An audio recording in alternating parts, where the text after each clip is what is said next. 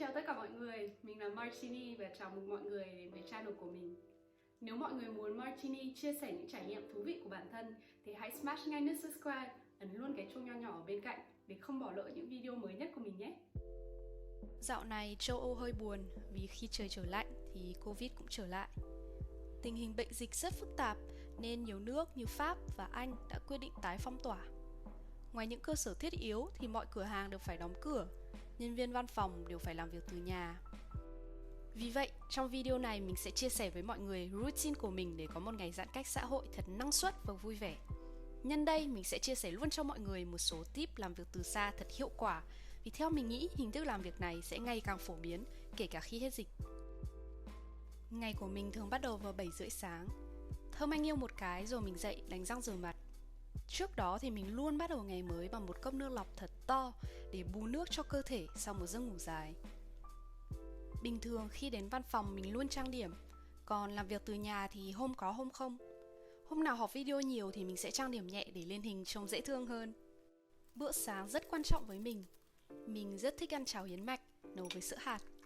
Dễ làm, dễ ăn, chỉ sau mấy phút là đã có một bữa ăn đầy dinh dưỡng để đón chào ngày mới. Thường thì mình sẽ ăn sáng cùng một ly trà nóng, nhưng hôm nào mình cần tập trung cao độ, ví dụ như khi dự án gần deadline thì mình sẽ uống cà phê để tỉnh táo hơn. Cách mình đang pha cà phê là cách pha truyền thống của người Ý, khá giống với cà phê phin ở Việt Nam. Như mình đã nói trong một video khác thì hiện tại mình đang làm cho một startup về hậu cần ở Paris. Ngày làm việc của mình bắt đầu vào 9 giờ sáng.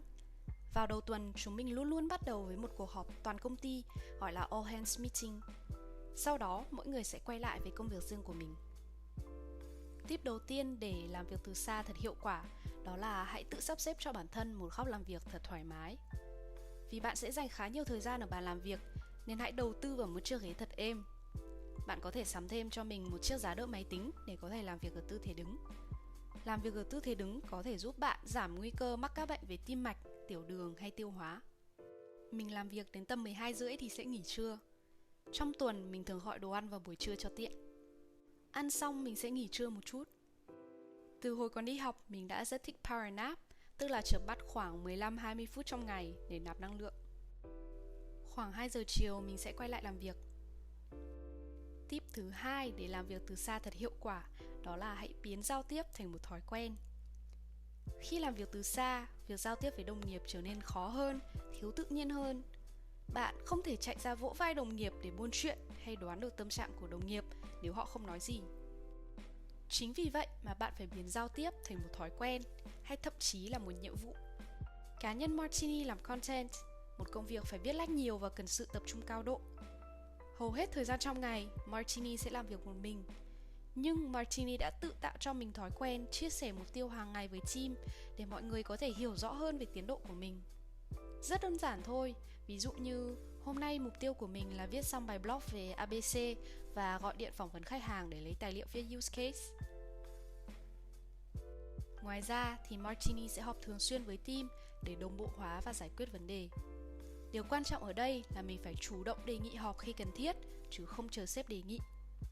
Có rất nhiều vấn đề có thể giải quyết bằng một cuộc gọi 5 phút, hơn là nhắn đi nhắn lại rồi lại hiểu nhầm ý nhau.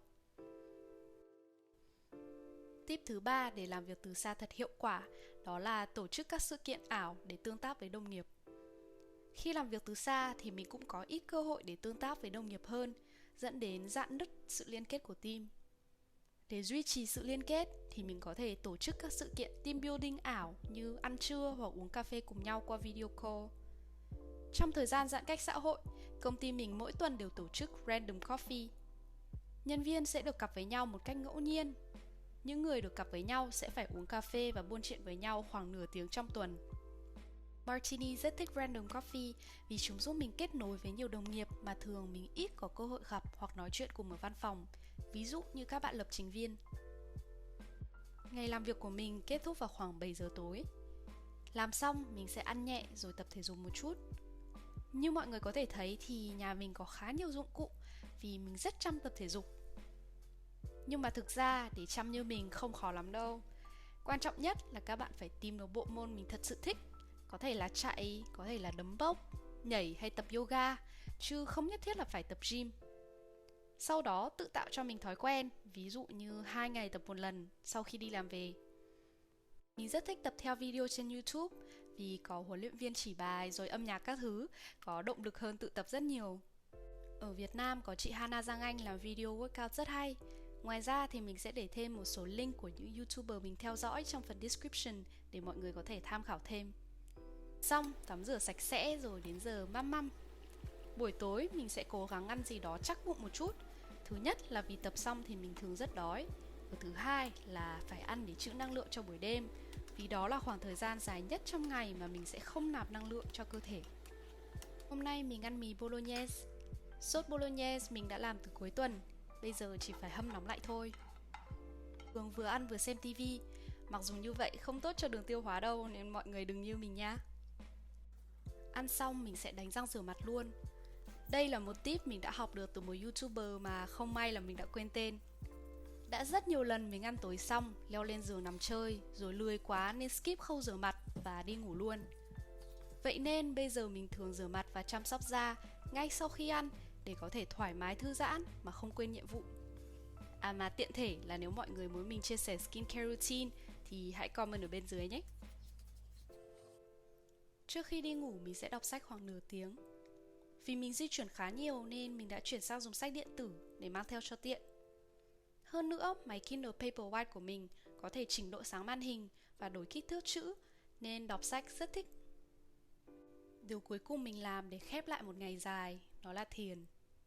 Nếu như tập thể dục giúp mình rèn luyện cơ thể thì thiền giúp mình rèn luyện tâm trí.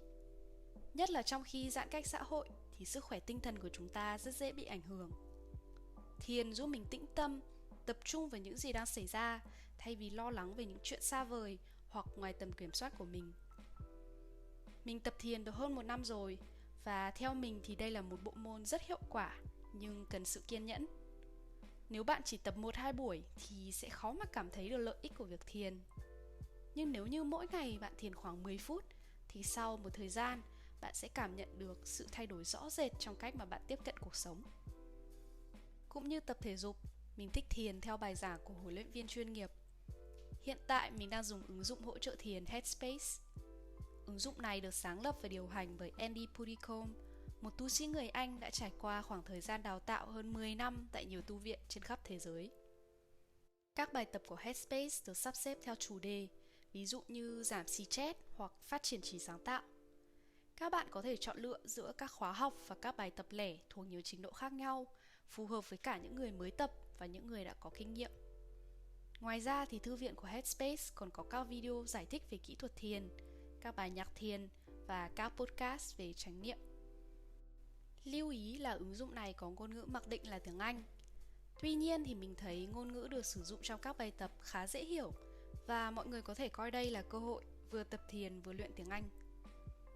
Một trong những bài tập mà mình học được qua ứng dụng Headspace và áp dụng mỗi ngày đó là vào buổi tối trước khi đi ngủ, mình sẽ liệt kê 3 điều mà mình biết ơn trong ngày vừa trải qua. Không cần phải là điều gì to tát cả.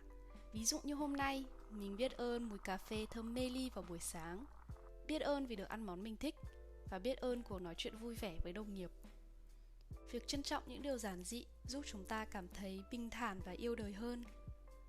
Với tư cách là sinh viên mới ra trường trong cơn đại dịch, đôi lúc mình cảm thấy rất áp lực và lo lắng về tương lai. Nhưng mình đã và đang học cách hài lòng và trân trọng những điều tốt đẹp trong cuộc sống của mình. Mình mong là các bạn đã có một ngày thật tuyệt vời.